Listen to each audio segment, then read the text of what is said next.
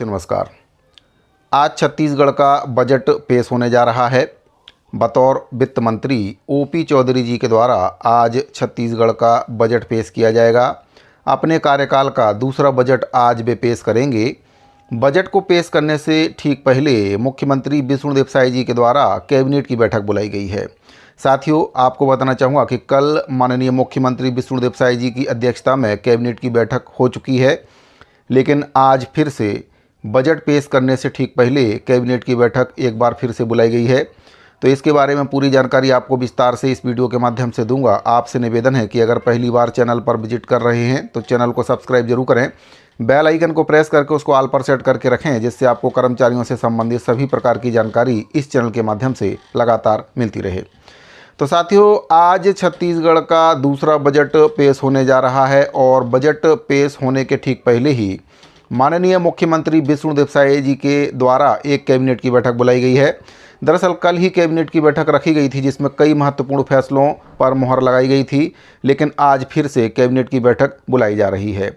12 बजे से ये कैबिनेट की बैठक बुलाई गई है। आपको बता दें कि कैबिनेट की बैठक इसलिए बुलाई गई है क्योंकि परंपरा रही है कि कैबिनेट की बैठक में जो बजट है उसको अनुमोदन कराना पड़ता है। अनुमोदन के बाद ही जो बजट है उसको पेश किया जाएगा। तो 12 बजे कैबिनेट की बैठक बुलाई गई है और 12:30 बजे बतौर वित्त मंत्री ओपी चौधरी जी इस बजट को पेश करेंगे। आपको बता दें कि इस बार के बजट से कर्मचारी वर्ग काफ़ी आशान्वित हैं। कई कर्मचारी ऐसे हैं जो वर्षों से एक ही वेतन पर काम कर रहे हैं। शासन को इस ओर ध्यान देने की ज़रूरत है। बात करना चाहूँगा, जो आयुर्वेदिक डॉक्टर हैं उनका वेतन काफ़ी लंबे समय से नहीं बढ़ा है, तो वे अपने वेतन बढ़ोतरी की उम्मीद सरकार से करते हैं और उनको उम्मीद है कि सरकार इस बजट में जो आयुष डॉक्टर हैं उनके लिए कुछ ना कुछ सरकार इस बजट में ज़रूर करेगी। साथ ही कर्मचारियों की वेतन वृद्धि, पदोन्नति, क्रमोन्नति का मामला भी लंबित है। मध्य प्रदेश की तर्ज पर कई ऐसे बिंदु हैं जो बजट में शामिल होने चाहिए, जैसे कि अवकाश नकदीकरण। केंद्र के समान डीए और डीआरवी एक बहुत बड़ा मुद्दा है। सबसे बड़ा मुद्दा अगर देखें तो अनियमित संविदा दैनिक वेतनभोगी कर्मचारियों का नियमितीकरण है, जो कि 100 दिन की गारंटी घोषणा पत्र में शामिल की गई थी, उसको पूरा नहीं कर पाए हैं अभी तक। तो इस बजट में कर्मचारियों को काफ़ी उम्मीद है कि संविदा कर्मचारियों का नियमितीकरण का कुछ प्रावधान सरकार करेगी। अनियमित कर्मचारियों का नियमितीकरण, स्थायीकरण मध्य प्रदेश हरियाणा की तर्ज पर, जैसा कि वित्त मंत्री ओपी चौधरी जी के द्वारा अपने सोशल मीडिया अकाउंट से वीडियो जारी करके जानकारी दी गई थी कि अगर सरकार बनी तो मध्य प्रदेश और हरियाणा की तर्ज पर जो अनियमित कर्मचारी हैं, संविदा कर्मचारी हैं, उनका नियमितीकरण, स्थायीकरण किया जाएगा। उनके कई वीडियो उनके सोशल मीडिया अकाउंट पर उपलब्ध होंगे, आप वहां पर जाकर देख भी सकते हैं। और मैं आपको बताना चाहूँगा कि जो कमेटी बनी हुई है उसमें अनियमित कर्मचारियों के सदस्यों को शामिल नहीं किया गया है। यह भी एक बहुत बड़ा मुद्दा है, क्योंकि अगर कर्मचारी संगठनों के पदाधिकारियों को इसमें शामिल नहीं किया जाता है तो फिर कहीं ना कहीं अनियमित कर्मचारियों की मांग को सरकार कैसे पूरा करेगी। कमेटी का गठन हो गया है, लेकिन जो कमेटी गठित हुई है केवल नियमित कर्मचारियों के लिए गठित की गई है।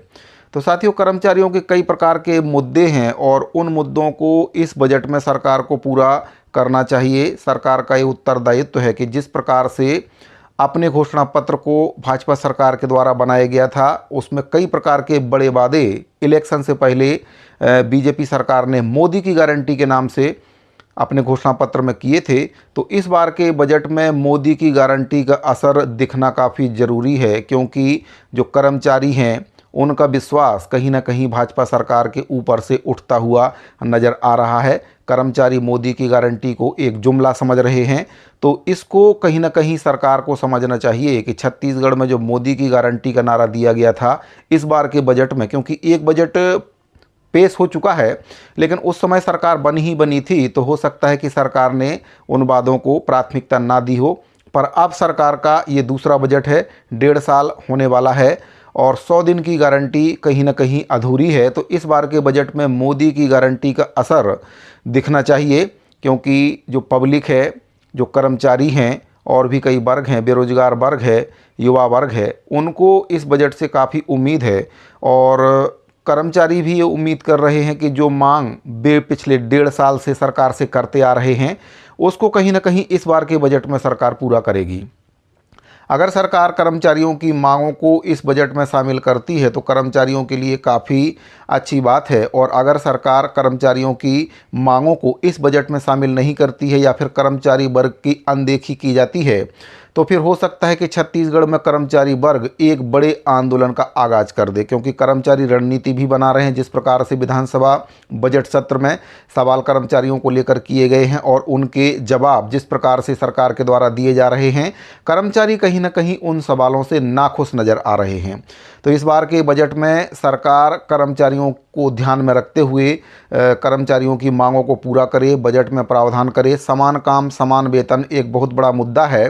कई कर्मचारी आधे से भी कम वेतन पर काम कर रहे हैं, जहां पर एक और नियमित कर्मचारी को काफ़ी ज़्यादा वेतन दिया जाता है, क्रमोन्नति, पदोन्नति, इंक्रीमेंट दिया जाता है, डीएडीआर का लाभ दिया जाता है। वहीं पर जो अनियमित संविदा और दैनिक वेतनभोगी कर्मचारी हैं, 4-4, 5-5 साल तक उनकी सैलरी में कोई भी वृद्धि नहीं की जाती।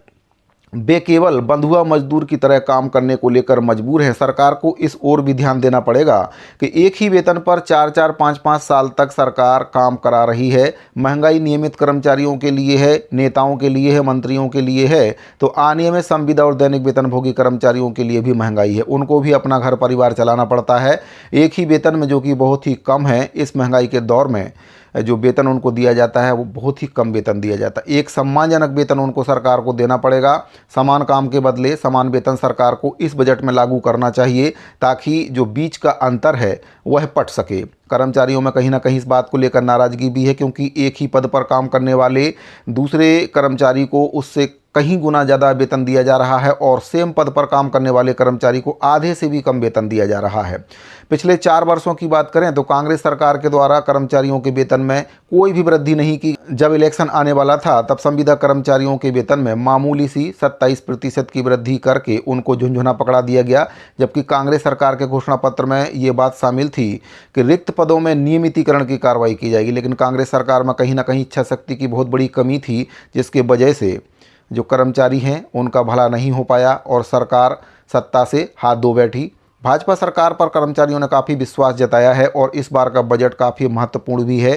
कर्मचारी काफ़ी उम्मीद इस बजट से रख रहे हैं। वित्त मंत्री जी को भी समझना चाहिए कि बजट एक पेश उनके द्वारा किया जा चुका है, अब दूसरा बजट पेश कर रहे हैं, तो कर्मचारियों को कम से कम ध्यान में रखते हुए इस बजट को पेश करें। उनकी जो मांग है उसको ध्यान में रखते हुए बजट को पेश करें और कर्मचारियों की जो बहुचर्चित मांग है, अनियमित कर्मचारियों की नियमितीकरण, स्थायीकरण की जो मांग है, उसको कहीं ना कहीं इस बजट में पूरा करें और अपने वादे को निभाएं। मोदी की गारंटी को चरितार्थ करें, क्योंकि मोदी की गारंटी से छत्तीसगढ़ के कर्मचारियों का और अन्य पब्लिक का जो विश्वास है कहीं ना कहीं अब उठते जा रहा है और कर्मचारियों में भारी नाराज़गी इसको लेकर दिख रही है।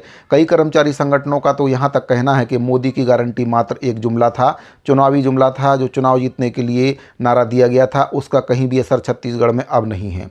तो सरकार को मोदी की गारंटी जो नारा दिया गया था उसको चरितार्थ करने के लिए इस बजट में कर्मचारियों की मांगों को पूरा करना काफ़ी ज़रूरी है। सरकार को इस पर संज्ञान लेना चाहिए। विश्वास भाजपा सरकार पर कर्मचारियों का बना रहे, इस प्रकार का बजट सरकार को पेश करना चाहिए। अब देखते हैं कि आज के बजट में कर्मचारियों को क्या कुछ सौगात ओपी चौधरी जी दे पाते हैं। आपको बजट पेश होने के बाद विस्तार से मैं जानकारी दूंगा कि कर्मचारियों के लिए इस बजट में क्या कुछ सरकार के द्वारा प्रावधान किया गया है और क्या कुछ प्रावधान नहीं किया गया है। अगर आपको ये जानकारी अच्छी लगी हो तो अपनी राय कमेंट बॉक्स में ज़्यादा से ज़्यादा दें, ताकि सरकार आपकी बात पर ध्यान आकर्षित कर सके। लाइक कम से कम 4000 का टारगेट रखा गया है। 4000 लाइक आपको इस वीडियो पर देना है और इतने ज़्यादा कमेंट कीजिए कि सरकार आपकी बात सुनने पर मजबूर हो जाए। साथियों, जानकारी अगर आपको अच्छी लगी हो तो वीडियो को लाइक और अपने दूसरे साथियों को शेयर जरूर कर दें। इस वीडियो फिलहाल इतना ही, मिलते हैं अगली वीडियो में। अभी के लिए दीजिए इजाज़त। धन्यवाद।